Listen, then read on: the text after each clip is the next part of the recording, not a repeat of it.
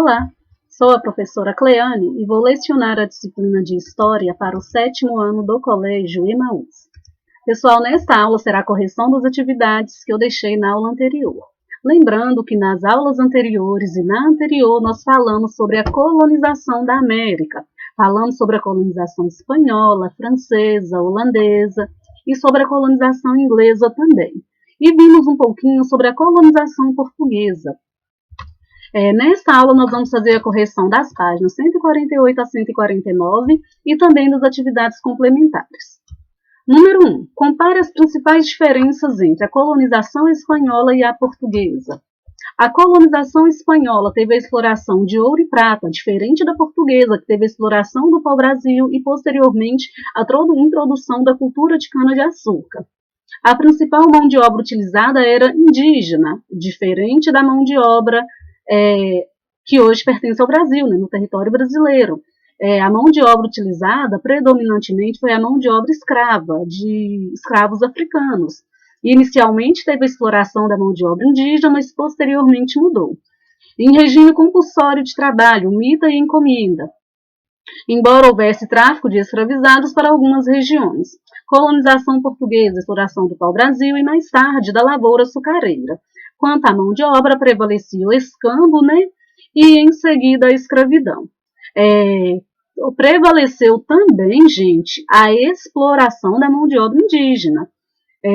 Quando eu falo escambo, foi bem no início que os portugueses chegaram, que alguns indígenas ainda realizavam trabalhos em troca de produtos que eram oferecidos pelos europeus. Além da escravização indígena, escravizados foram trazidos da África. O processo de ocupação das terras portuguesas foi mais lento. O território brasileiro, ele demorou mais a ser povoado. Número 2. Identifique as limitações do uso das expressões colônia de povoamento e colônias de exploração. Por que limitação? Porque as colônias de povoamento elas são utilizadas para a América do Norte, em relação ao povoamento dos ingleses.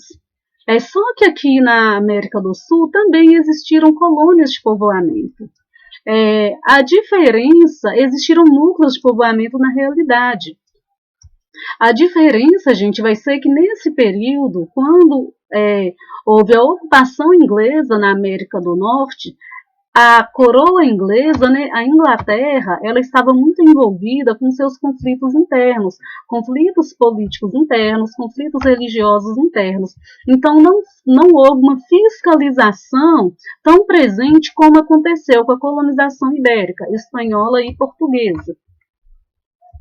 Número 3. Explique com suas palavras o que você entendeu sobre o conceito de pacto colonial. É sobre o conceito, tá bem, gente?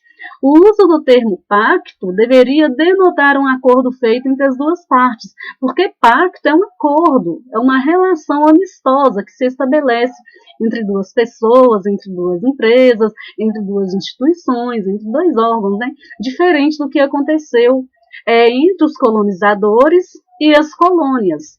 Entre os colonizadores e as colônias houve uma exploração. Número 4.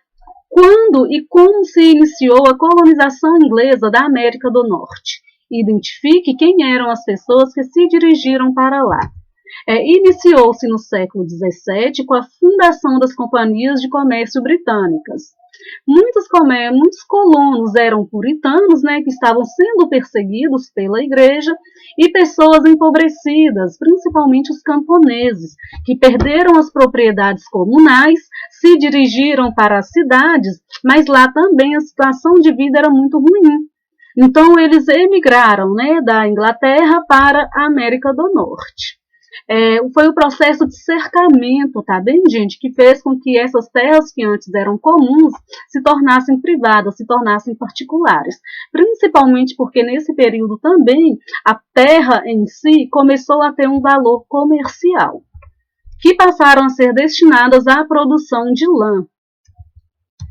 Número 5. Identifique os países que colonizaram a América do Norte, além da Inglaterra, e quais regiões cada um deles ocupou. Depois preencha o quadro abaixo. No quadro está falando os países, o local de ocupação e a característica. Espanha, sul dos atuais Estados Unidos da América e México, foi uma exploração minerária da região asteca. França, Quebec, fundou a cidade de Quebec, no atual Canadá, e Louisiana, nos atuais Estados Unidos. Companhias privadas de colonização, núcleos urbanos e comércio de peles, além da agricultura de subsistência. Holanda, fundou a cidade de Nova York, inicialmente chamada de Nova Amsterdã, pela Companhia de Comércio das Índias Orientais e Ocidentais, estabeleceu o comércio de peles, né, núcleo urbano e fundação de Nova Amsterdã. Número 6. Cada um dos textos a seguir foi escrito por um historiador diferente. Eles tratam do significado da colonização da América Portuguesa e das colônias espanholas. Leia os textos e depois responda às questões. Estes textos, gente, o primeiro é um texto de Caio Prado Júnior. Caio Prado Júnior, ele foi um economista, né?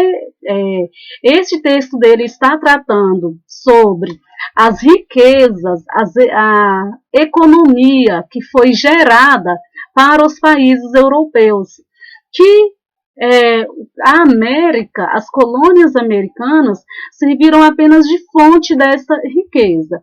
Este texto de Caio Prado Júnior, ele foi escrito, ele é de 1942. O outro texto é da Janice Teodoro da Silva, ele é de 1991. Observem que há uma distância cronológica entre os dois textos. Porém, os textos eles são complementares. Neste texto da Janice, ela está retratando sobre a inserção da cultura europeia, inserção da religião, dos hábitos e dos costumes também. Letra A. Segundo Caio Prado Júnior, autor do primeiro texto, quais eram os interesses dos portugueses na colonização da América? De que maneira eles interferiram na formação da América Portuguesa? Enfatiza os interesses mercantis como fator determinante da colonização portuguesa na América. Para o autor, a América Portuguesa deveria fornecer certos produtos para o mercado externo, sujeitando a colônia aos interesses da metrópole. A metrópole, no caso, eram os países colonizadores, né, os países europeus, Espanha, Portugal, Inglaterra, França, Holanda. Letra B. Para a autora do segundo texto, Janice Teodoro da Silva, quais eram as preocupações dos portugueses e espanhóis no processo de colonização? Que exemplo ela cita? Além dos interesses econômicos, os portugueses e espanhóis traziam para as colônias objetos, formas e a maior quantidade possível de símbolos de dominação cultural. Como exemplo, a autora cita a construção de igrejas, a famosa cristianização dos nativos, né? Lembrem que quando houve essa expansão marítima portuguesa e espanhola, a Igreja Católica estava precisando expandir os seus domínios, atrair mais fiéis. Então, essa colonização foi uma maneira que a igreja encontrou. Letra C. Quais são as diferenças de ideias entre os dois textos? O primeiro texto ressalta o aspecto econômico da colonização. O segundo texto revela outras intenções colonizadoras, além das econômicas, como a religiosa, de valores e dos símbolos. Letra D. Em sua opinião, por que essas diferenças existem? Qual posição parece mais adequada? Na opinião de vocês, tá bem? Precisa ter lido os dois textos. Eu trouxe aqui apenas uma sugestão. Essas diferentes perspectivas podem ser complementares, mas é muito complicado definir qual é a mais adequada, pois são dois pontos de vista escritos, dois pontos de vista elaborados também em períodos diferentes. As diferenças interpretativas podem existir por diversos motivos, entre eles o posicionamento ideológico do autor, o que o autor pensa a respeito do assunto, né? A época em que vive, a sociedade a que pertence, entre outros. Aqui eu trouxe Ideia, gente, para vocês, que é estimulá-los a perceber a distância cronológica que separa os dois textos, indicando as datas de publicação. Número 7. Leia a seguir um trecho do livro As Veias Abertas da América Latina, do escritor uruguaio Eduardo Galeano. Neste texto dele, é um pequeno trecho, ele está falando sobre a conquista da Bolívia, sobre a pobreza que se instaura na Bolívia atualmente, né, e as consequências da colonização europeia nesta região. A perca da cultura, da identidade cultural, né, dentre outros fatores que foram se perdendo também em relação a essa conquista. Letra A. Qual era a civilização pré-colombiana que habitava a região da Bolívia na época da conquista espanhola e é citada por Eduardo Galeano? A civilização dos Incas, né, gente? O texto de Galeano está falando do povo Inca. Letra B. De acordo com Galeano, como era essa sociedade na época da conquista espanhola e como é nos dias de hoje? Potosí era uma esplendorosa e uma das cidades mais ricas da coroa espanhola. Hoje, Potosí, cidade da atual Bolívia, é bastante pobre, ou seja, todas as riquezas dali foram extraídas, né? Letra C. Explique a frase destacada em negrito no texto. A frase revela a perversidade do processo de colonização. O país que, no período colonial, alimentou a ostentação espanhola nos séculos XVI e XVII, é hoje um dos mais pobres do mundo. Letra D. Qual é, segundo o autor, a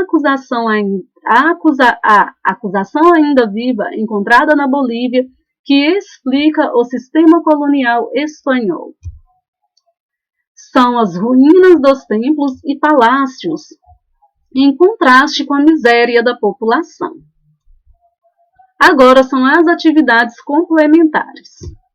Número 1. Além da exploração comercial, que outro interesse a coroa portuguesa tinha no pau-brasil? A dominação e o controle do território, estabelecer o monopólio na região, e o uso da tinta que era extraída do pau-brasil para tingir tecidos. A partir de quando o território que hoje pertence ao Brasil começou a ser colonizado de fato pelos portugueses? A partir de 1531, 1532. Esse período que vai de 1500 a 1530, ele é chamado de período pré-colonial, porque neste período a coroa portuguesa tinha interesse na extração do pau-brasil. Ainda não tinha de fato a ideia de pertencimento, de colonizar, de povoar esse território. A partir de 1531, com a chegada de Martim Afonso de Souza e a introdução da cultura da cana-de-açúcar. O açúcar era um produto extremamente valorizado na Europa neste período. Nós vamos ver depois que com a produção do açúcar nas Antilhas, né, ali na região da América Central, o produto ele vai sendo desvalorizado. Número 3. Em que contexto ocorreu a exploração inglesa na América do Norte? Em um contexto de perseguição religiosa aos protestantes na Inglaterra e dificuldades da população camponesa inglesa devido à lei de cercamentos. Nós já vimos que a lei de cercamentos tornou as propriedades comunais, né, em propriedades particulares para a produção de lã e também porque a terra começou a ser valorizada como produto comerciável. Número 4. Como foi a forma de exploração das terras pelos ingleses na América? Foi a formação de colônias de povoamento. Isso nas colônias do norte, porque nas colônias do sul nós vimos que prevaleceu a exploração do trabalho escravo. Essas colônias de povoamento, os migrantes, eles tinham acesso às propriedades para produzir nessas propriedades. E ao mesmo tempo que eles se apropriavam dessas propriedades, eles também faziam a proteção. Número 5. Explique a colonização francesa e holandesa na América. Os franceses ocuparam a região que hoje corresponde ao nordeste do Canadá, fundaram a cidade de Quebec. A principal atividade era a caça para a obtenção de pele e a agricultura de subsistência. A Holanda, por intermédio da Companhia de Comércio das Índias Ocidental e Oriental, controlou grande parte do comércio marítimo, tornou-se uma grande potência marítimo comercial no século XVII. Em 1623, fundou o povoado Nova Amsterdã, que hoje corresponde a Nova York.